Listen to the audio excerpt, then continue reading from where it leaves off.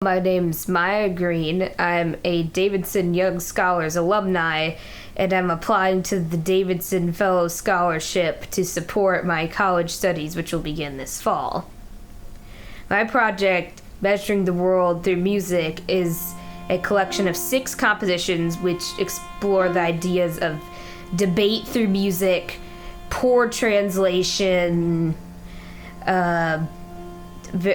indulgent parenting styles, of the woes and deficiencies of gifted education,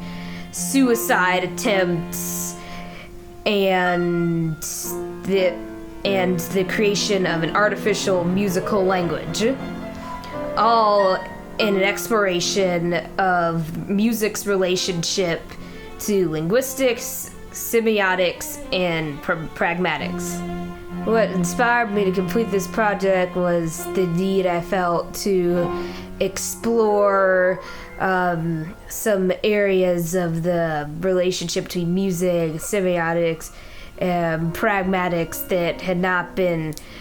previously explored or had been very minimally explored in the context of music, and how certain pressing societal issues can be dealt with. I believe this project benefits society by creating a concert experience where people have to sit down, listen, and pay attention without arguing, bickering, or without emotional visceralness and tension that's created by conversation, and take a look at the whole of certain societal issues. I developed this project firstly by attempting to depict personal experiences I'd had in education, and by interacting with people in general, friends, other parents, conversations, news sources, specifically on the issues of gifted education and the issues of suicide, not in my own personal experience, but as I experienced through the news, and also that on how children are raised, what they're expected to do, and how it's perceived by society. And then this eventually developed into how I could exploring how music can be used to explore any sort of human social contract, such as language, and creating an artificial musical language, creating a debate setting with music, so that music can be used to convey explicit ideas. And I feel that this all ties into the idea of music being used to further the comprehension of social contracts, societal ideas, and the notion of the sign, the signified. I believe that that fills in this gray area between what music exactly signifies, what it conveys. This project developed my talents by forcing me to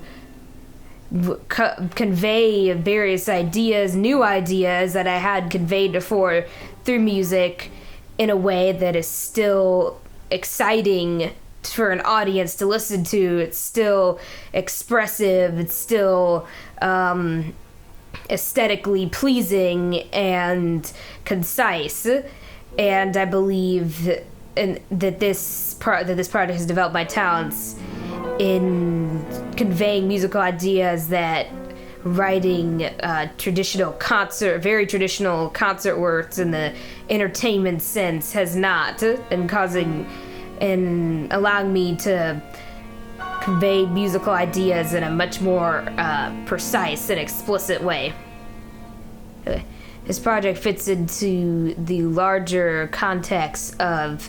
music composition by taking music in new directions that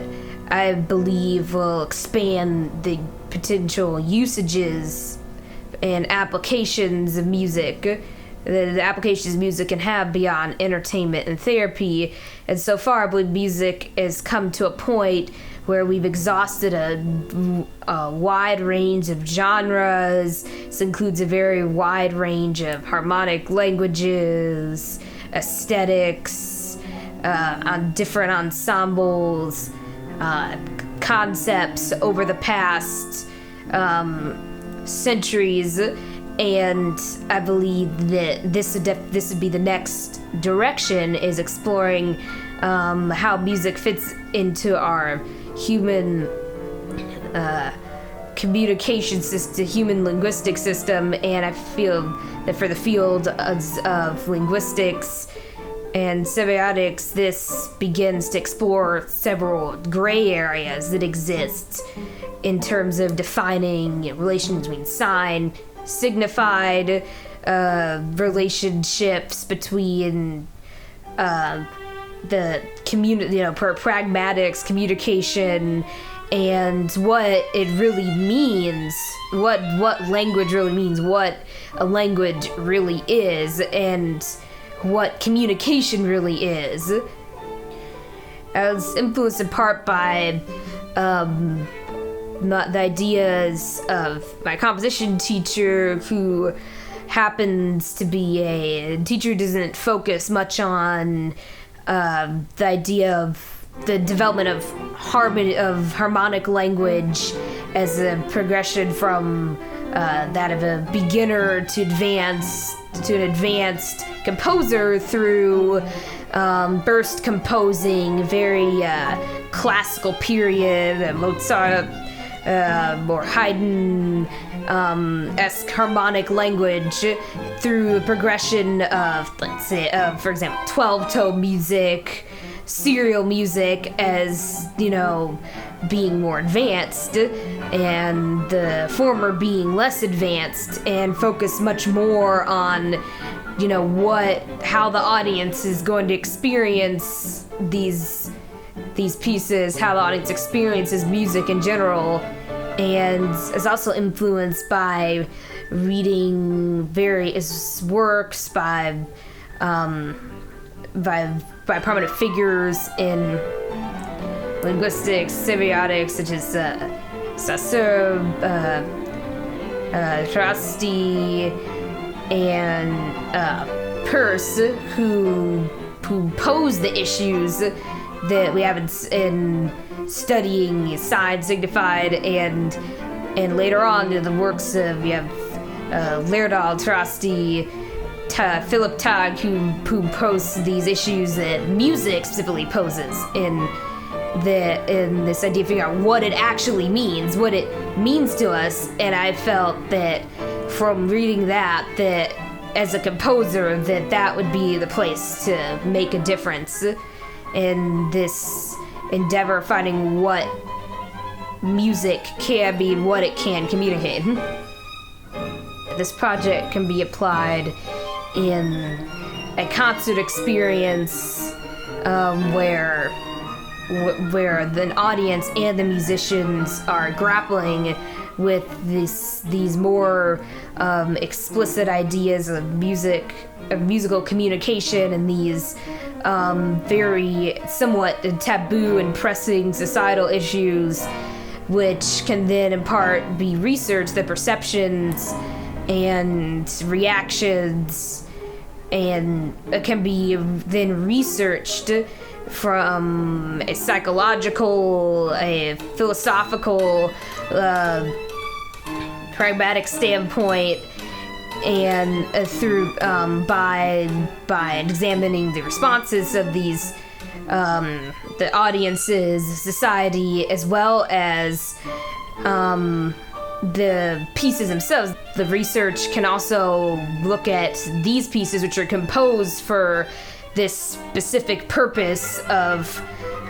exploring the relationship between music and language in comparison to very traditional pieces that did not have such a purpose, and how they differ from each other, and the objectives that they were set out to accomplish.